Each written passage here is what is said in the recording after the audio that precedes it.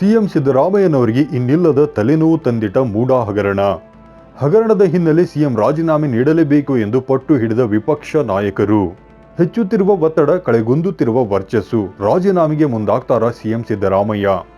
S ವೀಕ್ಷಕರೇ, ಕಳೆದ 2-3 ತಿಂಗಳುಗಳಿಂದ ರಾಜ್ಯ ರಾಜಕಾರಣದಲ್ಲಿ ಮೂಡಾ ಹಗರಣ ಇನ್ನಿಲ್ಲದಂತೆ ಸದ್ದು ಮಾಡತೊಡಗಿದೆ. ಅದರಲ್ಲೂ ರಾಜ್ಯಪಾಲರು ಸಿದ್ದರಾಮಯ್ಯ ವಿರುದ್ಧ ಪ್ರಾಸಿಕ್ಯೂಷನ್ಗೆ ಅನುಮತಿ ನೀಡಿದ್ದೇ ರಾಜಕೀಯ ತಲ್ಲಣ ಹೆಚ್ಚಾಗತೊಡಗಿದೆ. ಅತ್ತ ರಾಜ್ಯಪಾಲರ ನಡೆ ಖಂಡಿಸಿ ಕಾಂಗ್ರೆಸ್ ಪ್ರತಿಭಟನೆಗಳ ಮೇಲೆ ಪ್ರತಿಭಟನೆ ನಡೆಸುತ್ತಿದ್ದರೆ, ಇತ್ತ ಸಿಎಂ ಸಿದ್ದರಾಮಯ್ಯನವರ ರಾಜೀನಾಮೆಗೆ ಒತ್ತಾಯಿಸಿ ದೋಸ್ತಿ ಪಕ್ಷಗಳು ಇನ್ನಿಲ್ಲದ ಒತ್ತಡ ತರುತ್ತಿವೆ. ಸಿಎಂ ವಿರುದ್ಧ ರಾಜ್ಯಪಾಲರು ಪ್ರಾಸಿಕ್ಯೂಷನ್ಗೆ ಅಸ್ತ್ರ ಪ್ರಯೋಗಿಸುತ್ತಿದ್ದಂತೆ ರಾಜ್ಯ ನಾಯಕರು ದೆಹಲಿಗೆ ದೌಡಾಯಿಸುತ್ತಿದ್ದಾರೆ.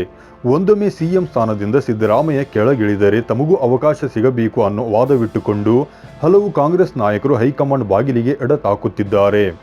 ಇತ್ತ ಹಗರಣವನ್ನು ಒಂದು ತಾರ್ಕಿಕ ಅಂತ್ಯಕ್ಕೆ ಕೊಂಡೊಯ್ಯುವ ಉದ್ದೇಶದಿಂದ ರಾಜ್ಯ ಬಿಜೆಪಿ ಘಟಕವೂ ಸಹ ದೆಹಲಿ ನಾಯಕರನ್ನ ಭೇಟಿ ಮಾಡಿ ಪ್ರತಿ ಹಂತದ ರಣತಂತ್ರವನ್ನು ಚರ್ಚಿಸುತ್ತಿದ್ದಾರೆ.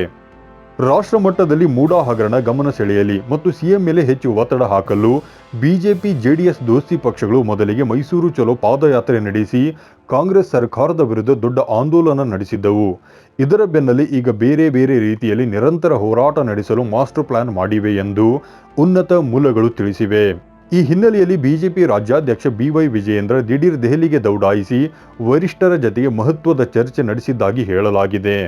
ಈ ವೇಳೆ ಬಿಜೆಪಿ ವರಿಷ್ಠರು ರಾಜ್ಯದಲ್ಲಿನ ಬಿಜೆಪಿ ಭಿನ್ನಮತೀಯರಿಗೆ ಬಿಸಿ ಮುಟ್ಟಿಸಿ ಎಲ್ಲರೂ ಒಗ್ಗಟ್ಟಾಗಿ ಹೋರಾಡುವ ಮೂಲಕ ರಾಜ್ಯ ಕಾಂಗ್ರೆಸ್ ನಡೆಯನ್ನು ದುರ್ಬಲಗೊಳಿಸುವ ಮೂಲಕ ಸಿಎಂ ಸಿದ್ದರಾಮಯ್ಯ ರಾಜೀನಾಮೆಗೆ ಒತ್ತಡ ತರುವಂತೆ ತಾಕೀತು ಮಾಡಿದ್ದಾರೆಂದು ಹೇಳಲಾಗ್ತಿದೆ.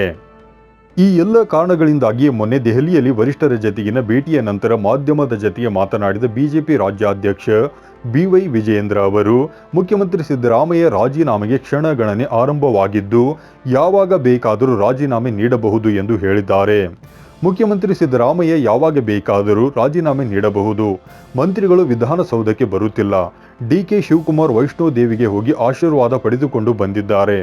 ಇದೀಗ ಮುಖ್ಯಮಂತ್ರಿಗಳ ರಾಜೀನಾಮೆಗೆ ಕ್ಷಣಗಣನೆ ಶುರುವಾಗಿದ್ದು ಸಿದ್ದರಾಮಯ್ಯ ಯಾವಾಗ ಬೇಕಾದರೂ ತಮ್ಮ ಸ್ಥಾನಕ್ಕೆ ರಾಜೀನಾಮೆ ನೀಡಬಹುದು ಎಂದು ದೃಢವಾಗಿ ಹೇಳಿಕೆ ನೀಡಿದ್ದಾರೆ. ಇದು ಸಹಜವಾಗಿ ರಾಜ್ಯ ರಾಜಕಾರಣದಲ್ಲಿ ಒಂದು ಹಂತದ ತಲ್ಲಣವನ್ನು ಸೃಷ್ಟಿ ಮಾಡಿದೆ. ಇನ್ನು ಬಿಜೆಪಿ ಮತ್ತು ಜೆಡಿಎಸ್ ಪಕ್ಷಗಳು ಕಾಂಗ್ರೆಸ್ ವಿರುದ್ಧ ಸದನದ ಹೊರಗೆ ಮತ್ತು ಒಳಗೆ ಹೋರಾಟ ಮಾಡುತ್ತಾ ಬಂದಿವೆ. ಈ ಹೋರಾಟ ಪರಿಣಾಮ ಸಚಿವ ಸ್ಥಾನದಿಂದ B ನಾಗೇಂದ್ರ ಅವರು ರಾಜೀನಾಮೆ ಕೊಡಬೇಕಾಯಿತು. ಸಿಎಂ ಸಿದ್ದರಾಮಯ್ಯ ಅವರು ವಾಲ್ಮೀಕಿ ನಿಗಮದಲ್ಲಿ ಹಗರಣ ಆಗಿದೆ ಎಂದು ಒಪ್ಪಿಕೊಂಡಿದ್ದಾಗಿದೆ. ಈ ಹಣವನ್ನು ದುರ್ಬಳಕೆ ಮಾಡಿಕೊಳ್ಳಲಾಗಿದೆ. ಲೋಕಸಭೆ ಚುನಾವಣೆಗೆ ಬಳಕೆಯಾಗಿದೆ. ಹೆಂಡ ಖರೀದಿ ಮಾಡಿದೆ ಎಂದು ಜಾರಿ ನಿರ್ದೇಶನಾಲಯ ಹೇಳಿದೆ ಎಂದು ಸಹ ಬಿಜೆಪಿ ರಾಜ್ಯಾಧ್ಯಕ್ಷ BY ವಿಜಯೇಂದ್ರ ಆರೋಪ ಮಾಡಿದ್ದಾರೆ. ಅಲ್ಲದೆ ಅವರು ದೆಹಲಿ ಭೇಟಿಯ ನಂತರ ಹೆಚ್ಚು ಆತ್ಮವಿಶ್ವಾಸದಿಂದಲೂ ಮಾತನಾಡತೊಡಗಿದ್ದಾರೆ. ಇದೇ ವೇಳೆ SIT ತನಿಖೆಯ ವಿರುದ್ಧವೂ ಅಸಮಾಧಾನ ವ್ಯಕ್ತಪಡಿಸಿದ್ದು, ರಾಜ್ಯ ಸರ್ಕಾರ ರಚಿಸಿದ SIT ತುರಾತುರಿಯಲ್ಲಿ ತನಿಖೆ ಮಾಡಿ ನಾಗೇಂದ್ರ ಮತ್ತು ದದ್ದಲ್ಗೆ ಕ್ಲೀನ್ ಚಿಟ್ ಕೊಟ್ಟಿದ್ದಾರೆ. ಇದು ನಿರೀಕ್ಷಿತ ಎನ್ನುವುದು ನಮಗೂ ಗೊತ್ತಿತ್ತು. SIT ನಾಗೇಂದ್ರ ತಪ್ಪಿತಸ್ಥರು ಎಂದಿದ್ದರೆ ಸಿಎಂಗೆ ಸಮಸ್ಯೆಯಾಗುತ್ತಿತ್ತು.